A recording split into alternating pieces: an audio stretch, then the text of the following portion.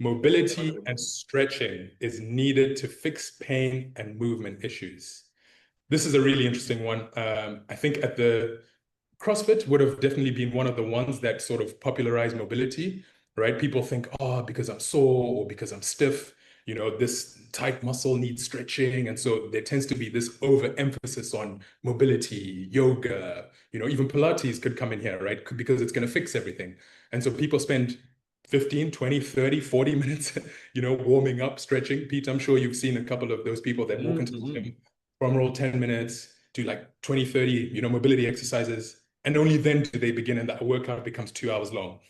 Well, yeah, and I was a victim of this many, many years ago. And yeah, you literally 15, 20, 25 minutes before your session um, to try and sort of address issues that it's not going to address.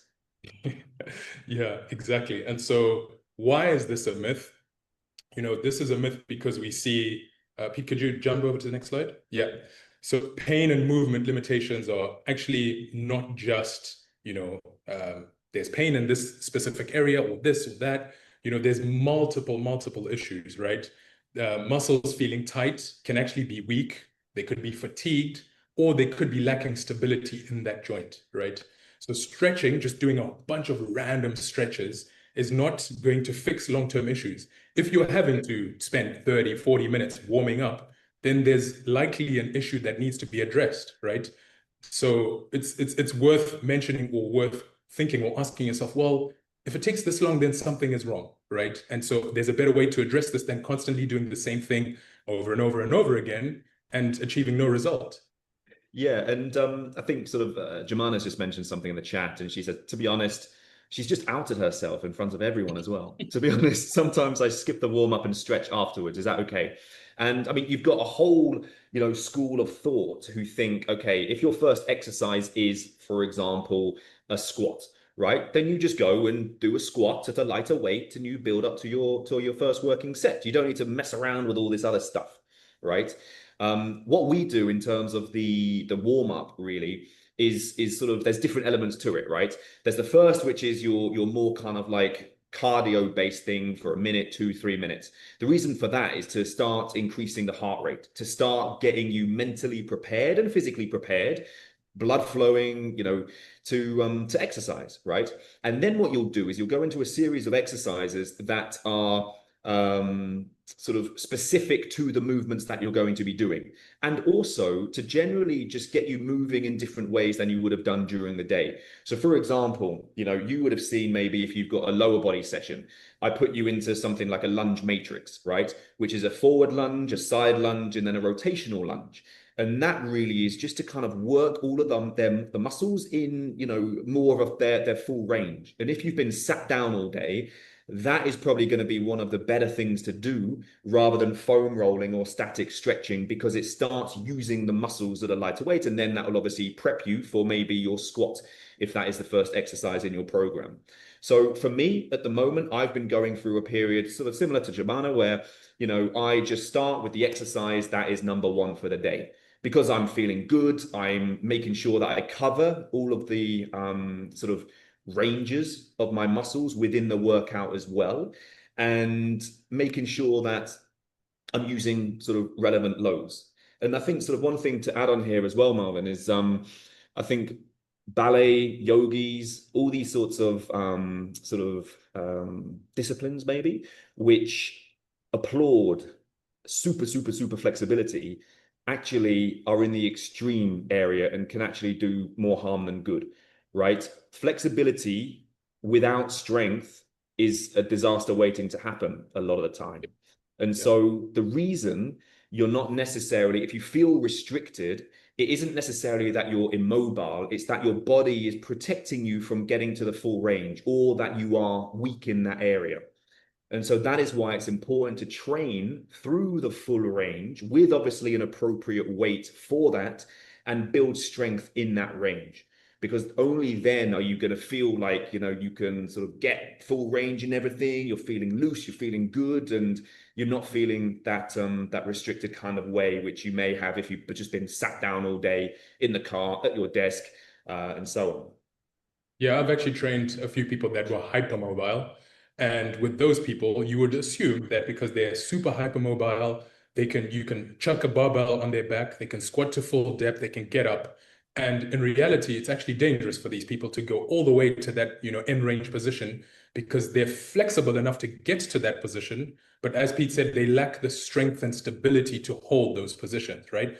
It's no different from, babies, like little children. I mean, I watch my little son, squatting full depth, all that stuff. For obvious reasons, I'm not going to put a barbell on his back, right? But the other reason is that because he doesn't have strength in the bottom position, right? He can hold and sit there with no load, but he wouldn't be able to sit all the way in that bottom position with load because he lacks the strength and stability to be able to hold that position under a significant amount of load, right? So these are some of the sort of elements here. And then for me, I was just going to say on the static stretching side of things, for me personally, like, you shouldn't need static stretching if you are going through the full range of motion in all of your lifts. That's my sort of, personal preference. It's what I've sort of used with clients in person and found if you train someone through their full range and get them strong through their full range, then their mobility and flexibility goes through the roof. Static stretching only offers really temporary sort of relief or stretch, and then it goes back to normal when life resumes. Would you agree, Marvin, or are we going to have a showdown?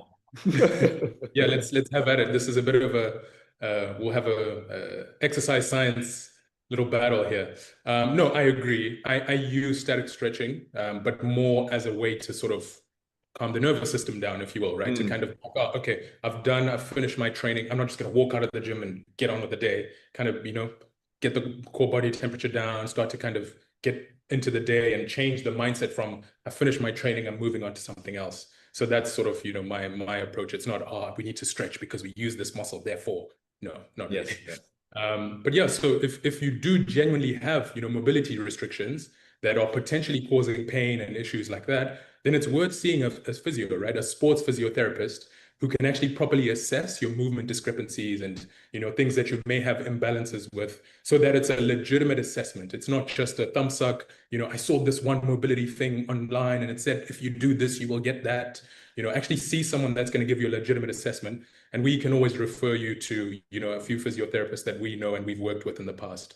And this is not to knock mobility, by the way, right? There's a time and place for it, right? So we aren't saying don't do it. We're just saying it shouldn't be the cornerstone of your training. It shouldn't replace the training.